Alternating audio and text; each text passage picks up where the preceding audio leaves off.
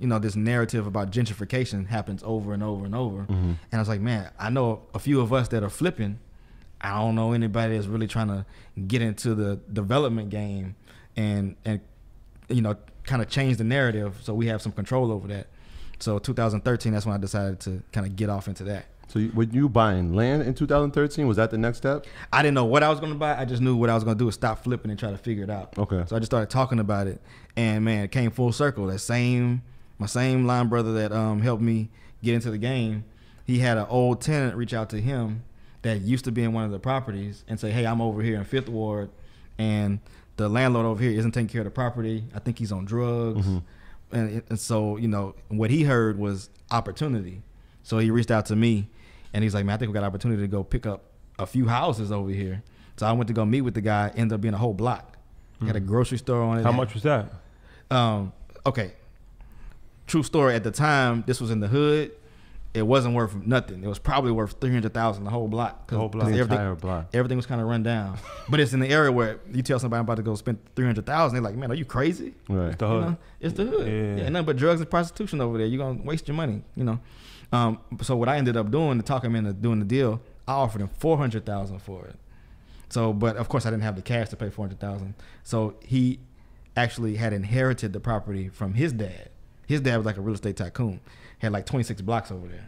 26 blocks? 26 blocks. Whoa. 26 blocks. And this block happened to be the one that they gave this kid, and he was like the horrible kid, you know what I mean? He botched it. Yeah. So this was the one he had, and he still wasn't taking care of it. So I offered him an owner finance scenario where I was like, I'll give you 10% now. What's owner finance? So that's when instead of going to the bank, the owner that actually doesn't have any debt on the property will let you make payments over time to buy the property from him. So I gave him 10% of what we agreed to, the $400,000, so $40,000, which came from me selling one of my rental properties, and then that allowed me now to control that whole block of property. And it had the grocery store on it, and it had the houses, but everything was really run down. So instead of fixing it up, what I decided to do was do parolee housing for felons, because it's really hard for them to find anywhere to live.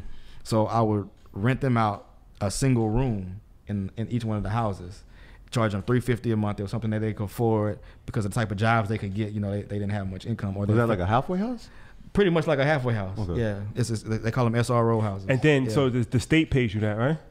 Sometimes if it depends on what program they're in, they get some type of housing assistance, but most of the time, no, they have to go get a job. Okay. So that's what made it really good, because you talk about a low risk tenant. You got somebody that's happy to be out of prison. They was in prison for a non-violent offense. I didn't do violent people. They had to keep a job, and they had to keep somewhere to stay, and 99% of the places wouldn't even allow them to live there. So they were like built in good, high revenue for me. You know what I mean? As collectively in each house, whereas I could have rented that whole house for $500 to a regular family.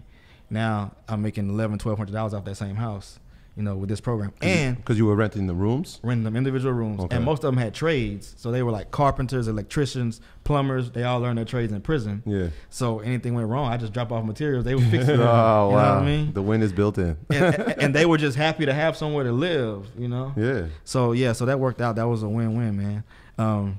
And then that was 2013, 14, 15, I did that. In 2016, redevelopment kind of started in the area that I was in. Something else that I always watched too, even when I was flipping, is what the city's plans were. And you can go to the planning department's website, and it'll tell you what they're planning to do 5 years, 10 years down the road. And that's a lot of the game that we don't pay attention to. But the other groups pay attention to that. Where can you find that information at? Usually you can just Google it, like planning and development department or urban planning for whatever city you're in, and it'll pull up on their website. It's usually a .gov type website, and it'll have all their information. A lot of it's talked about at city council meetings, so you can look up city council meeting minutes, and it'll tell you about anything big, any developer that's proposing to do something in a certain area. All that has to be publicly announced. So, but what I noticed about Houston was that everything was going counterclockwise around downtown. And the 5th Ward neighborhood that I was buying in was the last quadrant. So I knew eventually it was going to come. I just didn't know when, And so that's how I got into it. And 2016, another guy started building. So then I figured it was time for me to try to figure out how to get it done. So what's your philosophy on gentrification? How do you feel about that? So gentrification has a very negative connotation in our community because we are never the ones revitalizing that neighborhood. Mm-hmm.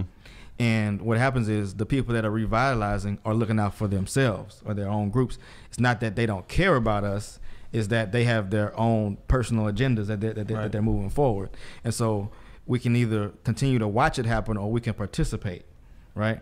And we can participate in a way that we kind of control the narrative of what's being built, who it's being built for, and what happens to the surrounding community that we're building in, right? So my goal with my project was, most of the time when you hear about black builders in black neighborhoods, it's low income stuff. And I feel like that's great. Like we do need to look out for the low income people, but we got to attract the people that were successful, the people that made it out those neighborhoods and back to those neighborhoods, because we need that income. We need that demographic if we ever want a grocery store to come back. We can't sit and depend on the government to do that. Mm-hmm. And right now what happens is the people that are successful, they go and buy houses in the suburbs, right? It's not because they don't want to move back, it's because they have no options. So my focus was, let me start building some market rate stuff, not low income housing stuff, but try to attract these working professionals back to the neighborhoods with a high quality product that they're going to pay the same price they're paying in the suburbs. And in the city, your value is going to appreciate a whole lot more, especially when that neighborhood starts to revitalize. And that's kind of what you've done with, the land that you bought in 2013. Right. Which is the most recent development that you worked on. It's a 14, is it 14? Yeah, 14 units. 14 unit 14 individual townhouse? Townhouses, yeah. Yeah, you want to talk about that, how that came about? Yeah, so this is the same property that I bought with the grocery store and everything. Okay. So in 2016, I decided to just tear everything down. When I saw there was another developer that was building houses deep in the neighborhood, and he was selling them for $250 before they were complete. He wasn't even listing them on MLS. So I'm like, so that tells me that there's a mindset. There's enough people out there that are willing to save $100,000 because everything else inside the city loop was like inside 610 loop was $350 or more. So, but people would rather save that money and live in a neighborhood that was still pretty rough. So I was like, well, if he can do this deep in the neighborhood, I'm right on the feeder to the highway. I got a view of downtown. I should be able to do something with my property too. And so that's when I decided I'm gonna move forward with this initiative, try to build these townhouses. And it took a lot of work. It took me building the right team because I had no idea what I was doing. Goes back to what you were talking about earlier with the consultant. I had to find the right team, I had to find a builder that had enough experience that was willing to kind of lend his knowledge and time to me, of course, for a fee. Had to pay him to be my consultant, basically teach me how to do the first project. But that's what I did. So what's your plans now as far as how many projects are you working on? Like what's your vision look like for the next 5 years?